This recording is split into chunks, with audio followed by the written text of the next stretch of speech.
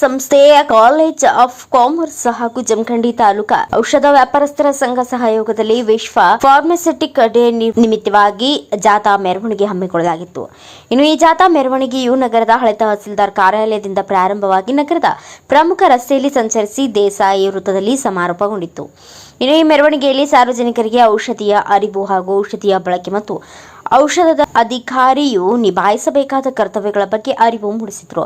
ಈ ಪಥಸಂಚಲನದಲ್ಲಿ ಬಿಎಲ್ಡಿಇ ಸಂಸ್ಥೆಯ ಪ್ರಾಚಾರ್ಯರು doctor B Shivakumar, doctor PD Pol, Jamkhandi taluka ಔಷಧ ವ್ಯಾಪಾರಸ್ಥರ ಸಂಘದ ಸದಸ್ಯ ಸುರೇಶ್ ಚೌಧರಿ, ರವಿ ಗೌಳಿ, ವಿಲಾಸ್ ಕೊಡಗಲಿ, ಶಿವಾನಂದ ಗೌರೋಜಿ, ಆನಂದ ಗೌರೋಜಿ, ಆಯುಬ್ ಕೊಡತಿ, ಮಂಜುನಾಥ್ ಗೌರೋಜಿ ಸೇರಿದಂತೆ ಜಮಖಂಡಿ ಔಷಧ ವ್ಯಾಪಾರಿಗಳು ಭಾಗವಹಿಸಿದ್ರು. ಸಂಪಾದಕರು ಮುಸ್ತಫಾ ನದಾಫ್, ಜಮಖಂಡಿ. ಮುಂದಿನ ಸುದ್ದಿಯೊಂದಿಗೆ ಮತ್ತೆ ಭೇಟಿಯಾಗೋಣ. ಅಲ್ಲಿವರೆಗೂ ನೋಡ್ತಾ ಇರಿ, ಇದು ಕನ್ನಡ ರತ್ನ ಟಿವಿ. ನಮಸ್ಕಾರ.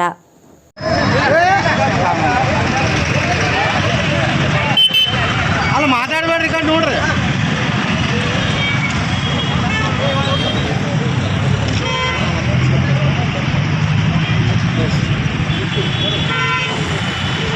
So it is a global healthcare event organized every year on September 25th.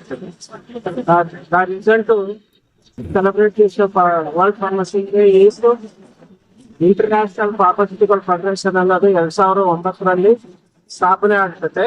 ಅದರ ಪ್ರಯುಕ್ತ ಇದು ಕಮಾಮರಿ ಇದು ಪ್ರತಿ ವರ್ಷ ಸೆಪ್ಟೆಂಬರ್ 25ರಂದು ವಿಶ್ವ ಔಷಧಿಕಾರರು ದಿನಾಚರಣೆಯನ್ನು ಇನ್ association collaboration with chemical druggist association of Jamkhandi BLD college of pharmacy Jamkhandi ಇದರ ಪ್ರಯುಕ್ತ ನಾವು ರ್ಯಾಲಿಯನ್ನು ಹಮ್ಮಿಕೊಂಡಿದ್ದೀವಿ.